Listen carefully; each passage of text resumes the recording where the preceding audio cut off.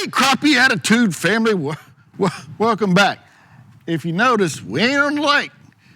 Nicole and I were gonna go fishing today because we got to get some footage to put it in these videos, but Mother Nature decided the wind was gonna blow 20 to 30 today. So we've been watching it. We got a little rain coming in.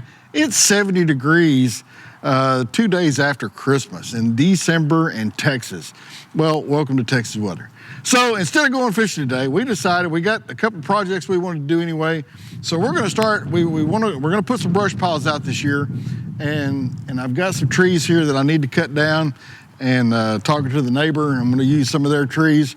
So we're going to build some brush piles and show you how we go about that, how I choose the trees, why the trees that I pick are what they are, and we'll put these together. And then at some point we'll take you out to the lake with us.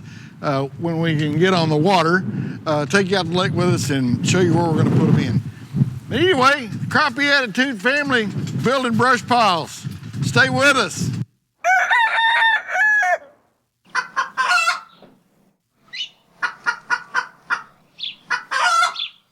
So anyway, I was talking about we're going to build some brush piles. So we're going to walk around the place. I got it probably not very far away. Show you what I'm looking for. Like I said, I'm not the expert. In fact, I'm relatively new at all this stuff, but I've watched enough YouTube videos that I think we could be successful in this build. So let's take a walk and I'll kind of show you the trees that we're interested in. I've got several bushes on our property that are about 15 or 20 years old, so probably going to, at some point, they're gonna die. I've already got 4 or 5 that have died. And I think they'll make good shorter brush piles. So that's what we're gonna be looking for. But you can see right here, right around our tank, these bushes, we trimmed them up a couple of years ago real well. And so they've got a real thick top, but underneath they're pretty wide open in the way they're set. So if I cut those off, I don't want the big root at the base of the bush, but I want those sticks sticking up. That way, because we're going to put them in 5-gallon buckets and cement them in. So when I set them in there, they'll kind of lay out like this. That's the goal of what we're looking for. But these right here, that's one idea that I have to set those in that 5-gallon bucket where they're sticking out. I think that'll make a pretty good brush pile. If I'm looking for just a tree by itself,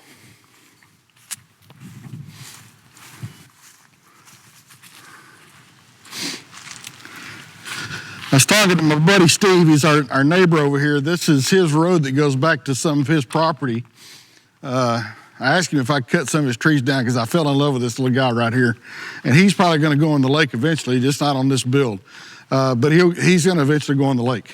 So this little guy right here, one of the reasons I'm looking at him, he's about 3 inches in diameter. So he's a pretty good up to about 5 or 6 feet. Pretty big around, so I'm not really I don't want that heaviness in there. So what I'm gonna do is when we cut this tree down, I'm gonna trim it back. And I really, on this tree, I want about 5 feet of the tree from the top. The other thing that I'm looking at is the limbs, the way they're spread out, they're not all clumped together. So it gives a lot of room for the crappie to get in between the limbs, move around, do whatever they need to do. So that's the other tree that I'm looking for. And that'll be a single tree stuck in the 5-gallon bucket. With this one here, I'm probably gonna put some PVC legs at the bottom of the bucket, and we'll show you how we do that later on. But that's how I'll stand this guy up, and then I'll put him, he's gonna end up being probably about a 6-8 foot tree.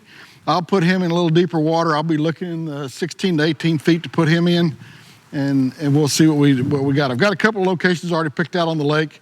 One that I've caught a lot of fish on, but the brush that was there, after we had the 3-year floods, it's kind of gone away. So I'm gonna replenish that area because I like that area. We've always caught big crappie out of it.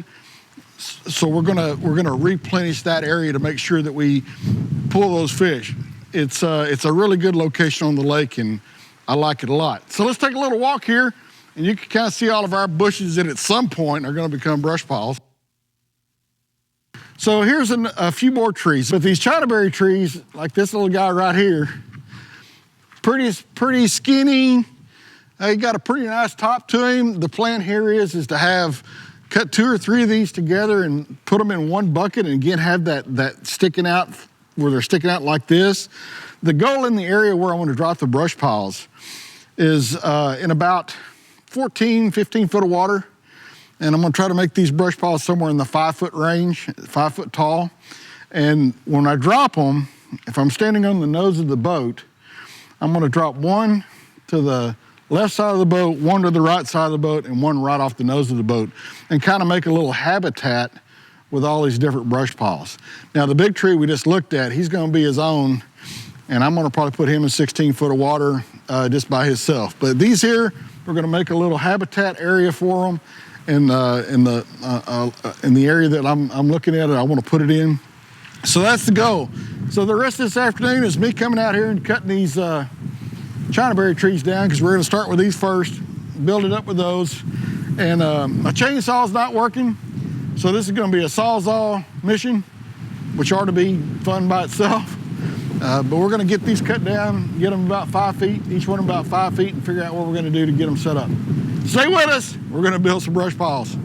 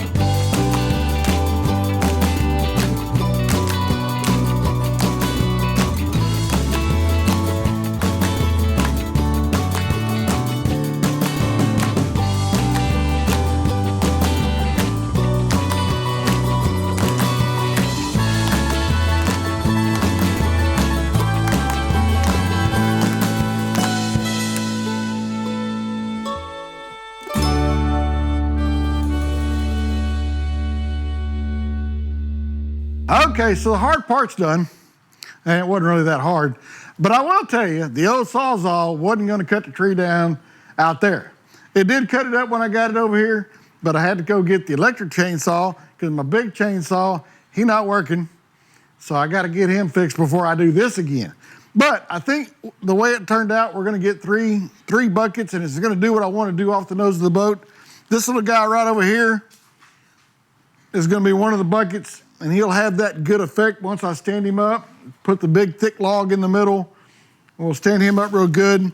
This guy right here, we're going to, I'm probably gonna cut him up a little bit and have the same effect. But this guy right here, after I got him over here and we laid him down, he just looks good. He's got branches going out every direction, so I think I'm gonna center stake him in the bucket. I'm actually gonna put some PVC base on this one to make sure that it stands up. We'll put a jug in it so I know that it stands up. But I think this guy's gonna end up being about 7 or 8 feet tall. This guy's gonna be about 6 or 7, and this guy's gonna be about 5. And if we set them just right around the nose of that boat, man, it's gonna be great. I think it's gonna be a good brush pile, and I really like the location. Stay with us, we're gonna keep working on it. May take me a week, but we'll get her done eventually.